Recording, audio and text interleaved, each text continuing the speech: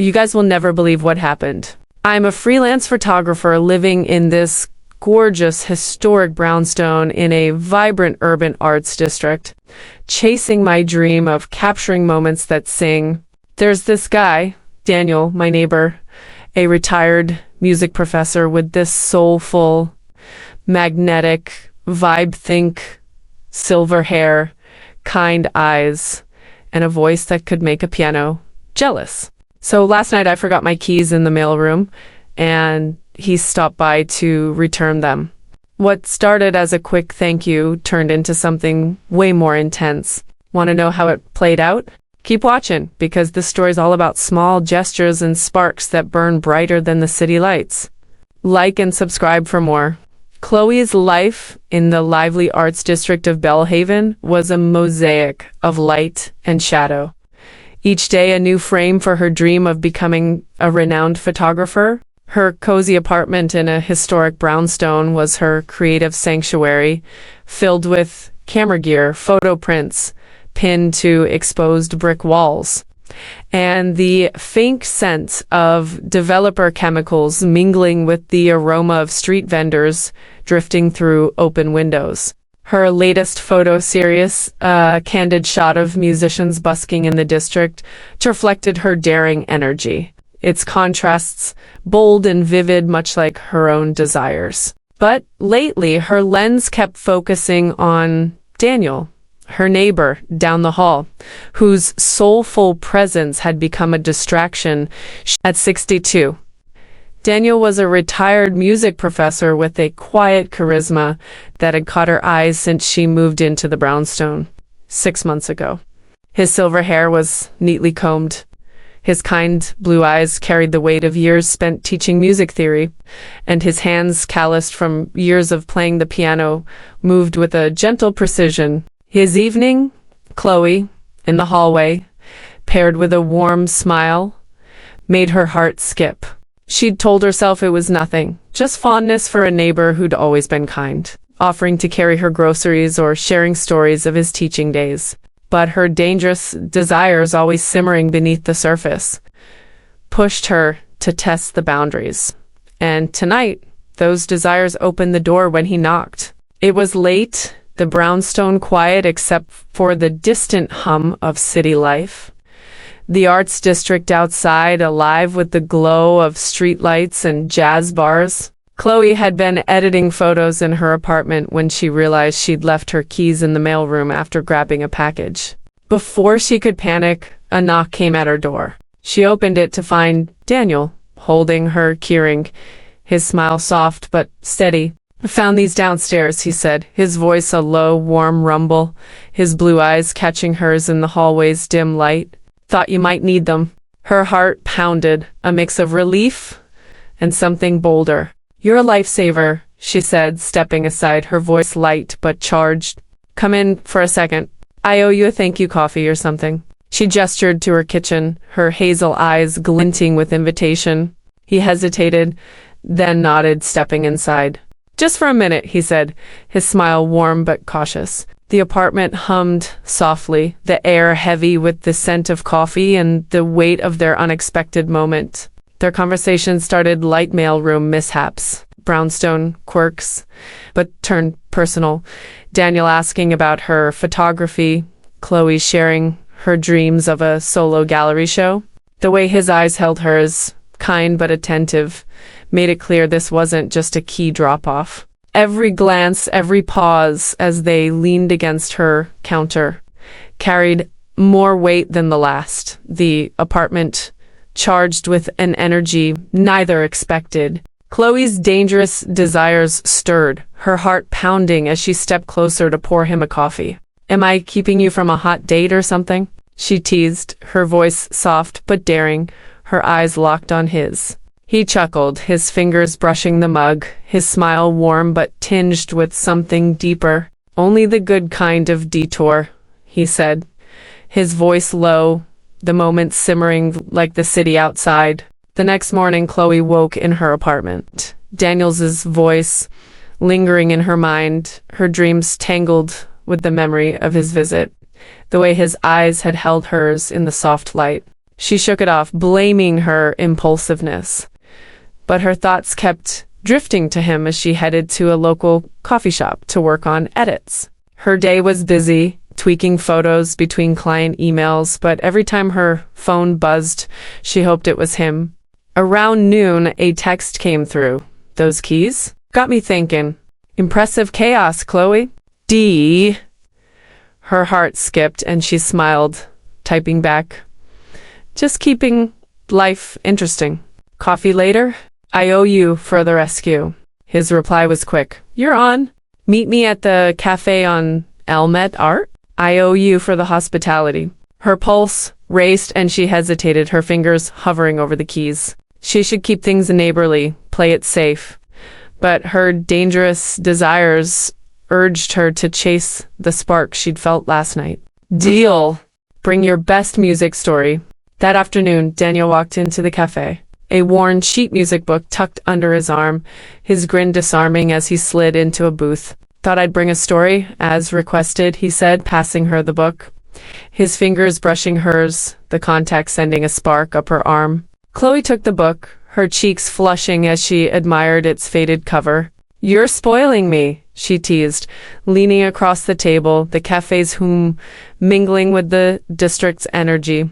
First Kia rescues, now your music relics. What's next? He shrugged, his blue eyes twinkling. Maybe I'm just trying to keep up with the photographer down the hall. You're making waves, Chloe. Her heart raced, and they talked. The cafe's noise fading as their conversation flowed her photo projects. His years teaching music, the way their key exchange had shifted something between them. The tension was a constant undercurrent, every shared laugh and glance adding to it. Chloe's mind wandered to the way her apartment had felt alive last night, the way his presence had warmed her, and she wondered how far she could push these dangerous desires. Your trouble, he said, his voice low, leaning forward, his elbow brushing hers on the table. One quick visit, and you're already turning my evenings upside down. She grinned, her heart pounding. Good kind of trouble, I hope. His smile was slow, knowing, a spark of mischief in his eyes. The best kind. They lingered in the booth, the sheet music between them. And Chloe found herself opening up more than she'd planned, her fears about her photos not standing out, her excitement about living in the arts district, her dreams of capturing the city's soul. Daniel listened, his eyes steady, his presence grounding her like a perfectly composed melody. You've got something special, he said, his voice sincere, his gaze unwavering. Your photos, they're bold, like you. Don't let those doubts hold you back. The world needs your vision. Her heart swelled, caught off guard by his encouragement, the warmth in his words wrapping around her like a soft filter. Thanks, she said, her voice soft. That means a lot. The next day, Chloe's nerves were electric as she prepared for an art gallery opening in the district, where Daniel was helping organize a music-themed exhibit. She'd volunteered to take photos, curious about his world, and wore a simple dress and sneakers, her camera slung over her shoulder. When she arrived, Daniel was arranging display plaques, his blue eyes lighting up when he saw her. Glad you made it, he said, handing her a stack of programs, his fingers grazing hers. Didn't expect you to dive into this after last night. She grinned, adjusting her camera. Gotta keep you on your toes. The opening was lively, artists and locals mingling under soft lights. Daniel's voice warm as he introduced the exhibit. Chloe watched him, mesmerized by the way his hands moved, confident and precise, like an artist with music instead of a lens. When he helped her adjust a tripod, his hand brushing hers, her heart skipped, the contact electric. You're a natural, he said, his voice low, his eyes catching hers. Got an artist's touch even with setups. Thanks, she said, her cheeks flushing, their faces close. You're not bad at this, though you're terrible at keeping your distance. He laughed, stepping back, his eyes twinkling. Maybe I don't want to keep my distance. Her breath caught, the air charged with unspoken possibility. Careful, Daniel, she teased, her heart pounding. I might take that personally. His smile was slow, knowing. Maybe I want you to. The opening stretched into the evening, and Chloe lingered, helping Daniel clean up. They talked about her photos, his favorite composers, the way their district felt like a living symphony. Every glance, every brush of their hands as they packed up added to the tension. A tightrope she was eager to walk. Over the next few days, Daniel became a constant in Chloe's life, slipping into her routine with an ease that thrilled her. He'd stop by her apartment with extra music books for inspiration, his grin betraying the excuse. They'd text late at night, sharing snippets of their lives, Daniel's stories of teaching Beethoven to skeptical students, Chloe's dreams of a solo gallery show, her photos taking on a new vibrancy inspired by their connection. Each interaction was laced with flirty tension, a push and pull that left her dizzy. One afternoon, Daniel invited her to a local record shop to browse vinyls, claiming he needed her eye for a new exhibit piece. "Thought you'd like the vibe," he said over the phone, his voice warm, "and I'd like your company." She agreed, her heart fluttering as she chose a top and jeans, her camera in her bag for inspiration. The record shop was cozy, shelves packed with vinyls, the air filled with the scent of dust and music.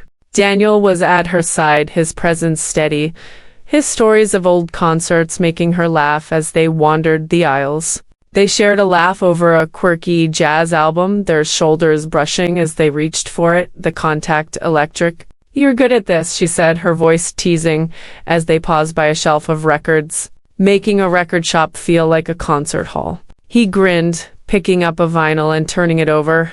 "Takes one to know one." "You're not exactly boring, Chloe." She laughed, nudging him playfully. "Gotta keep things interesting." His eyes twinkled, and he handed her the vinyl to inspect, their fingers brushing, the moment stretching as the shop faded away, leaving just the two of them. "This one's bold like you," he said, his voice low, his smile warm. Her cheeks flushed, and she smiled, her heart racing with her daring streak. She wanted to lean closer, to push the boundaries further, but she held back, savoring the spark, the way it made her feel like her photos were coming to life. One evening, Daniel invited her to his apartment for a private music lesson, claiming he wanted her input on a piano piece he was revisiting. Chloe hesitated, her heart racing at the idea of being alone with him again. The memory of their key exchange still vivid, but her curiosity won out. As she stepped into his apartment, the scent of wood polish and sheet music enveloped her. The space a warm mix of vintage instruments and art under soft lamplight. "Hey guys," Chloe said, her voice bright but with a playful edge, as if speaking to her imaginary audience, her eyes glinting with mischief. "We're about to get into this spicy portion of the story, so please don't forget to like and subscribe." She grinned, setting her camera on a table, the air already buzzing with anticipation as she turned to Daniel, her heart pounding with her dangerous desires. They stood by his piano, a stack of sheet music between them, and talked her latest photo series, his music projects, the way their key moment had sparked something new. The apartment felt alive, the memory of her bold move lingering like the echo of a chord.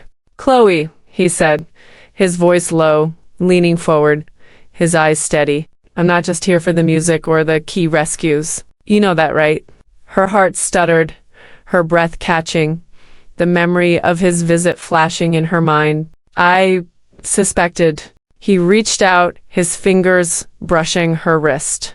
Light, but deliberate, the contact sending a shiver through her.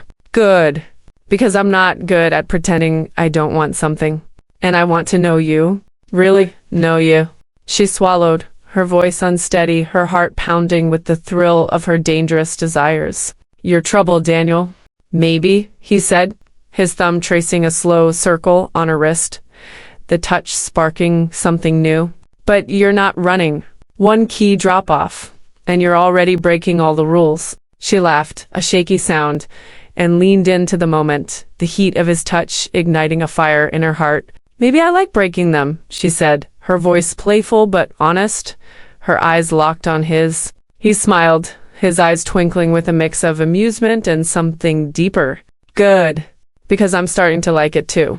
The following week, Chloe's life felt like a photo bursting with color, each moment with Daniel adding new depth to her story. Her freelance work was busy, but he was a constant distraction, his presence lingering in her thoughts like a half-developed shot. He'd started leaving notes with his books, small handwritten things tucked into pages.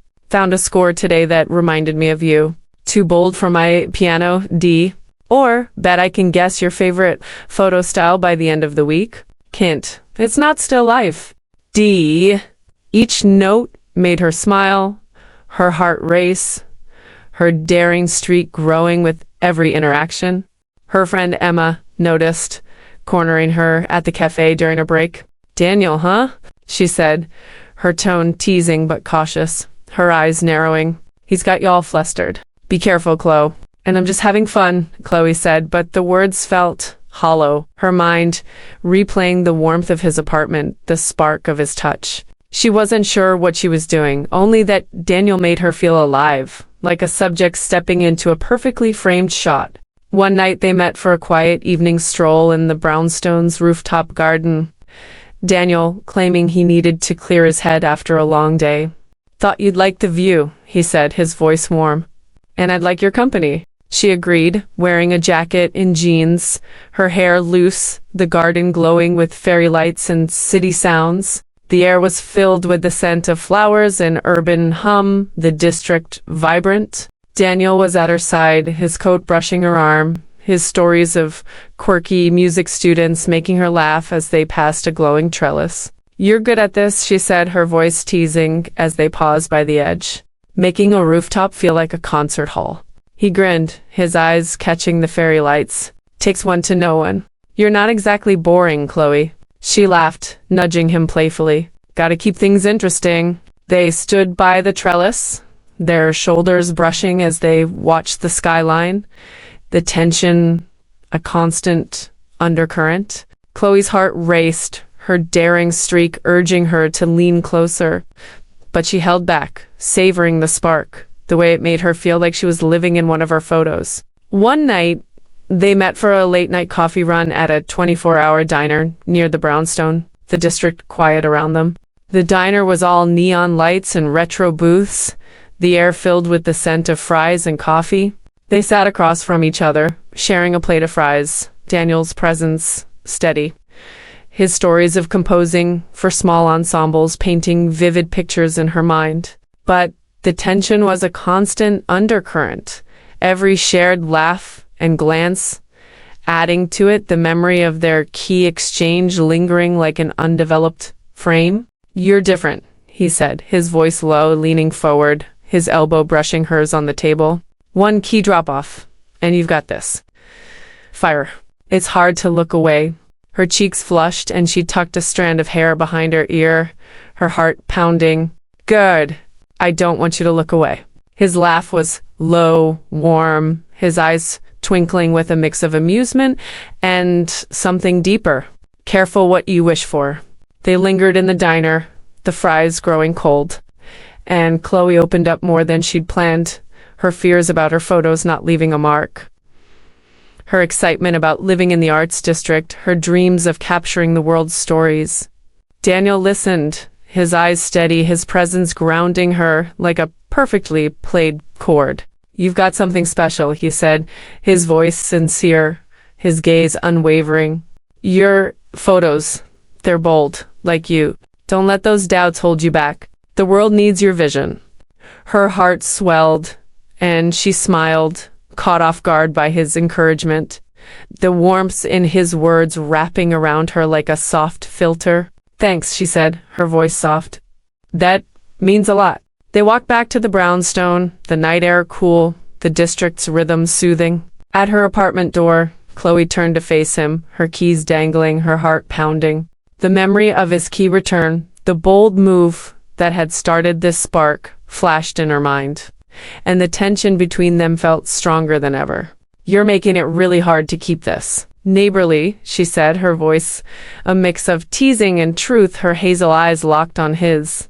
Daniel stepped closer, his hand resting on the doorframe above her, his body close enough to feel his warmth, his presence steady but electric. Neighborly's overrated, he said, his voice low, rich, carrying the weight of their shared moments. What do you want, Chloe? Her mouth went dry, her heart racing with the thrill of her dangerous desires. What did she want? Safety, simplicity, the life she knew? Or this him, the thrill, the fire he ignited in her heart? I don't know, she whispered, but her eyes lingered on his lips, betraying her. The memory of their key moment, a quiet pulse in the back of her mind. He smiled, slow and knowing, his blue eyes warm but intense. You do, and I'm not going anywhere until you say it. She laughed, a shaky sound, and stepped back into her doorway, clutching her bag like a shield, her heart pounding with the possibilities of her desires. Good night, Daniel, she said, her voice soft but charged with unspoken promise, the spark between them brighter than the district's lights outside. His laugh was warm, promising, his eyes locked on hers as he leaned back. Good night, Chloe. But this isn't over. She closed the door, her heart racing, the memory of his visit, their encounter, his touch lingering like a photo she couldn't develop. As she leaned against the door, she smiled, her heart ablaze with the thrill of what might come next. Knowing her dangerous desires had opened a door she wasn't ready to close, one bold move at a time.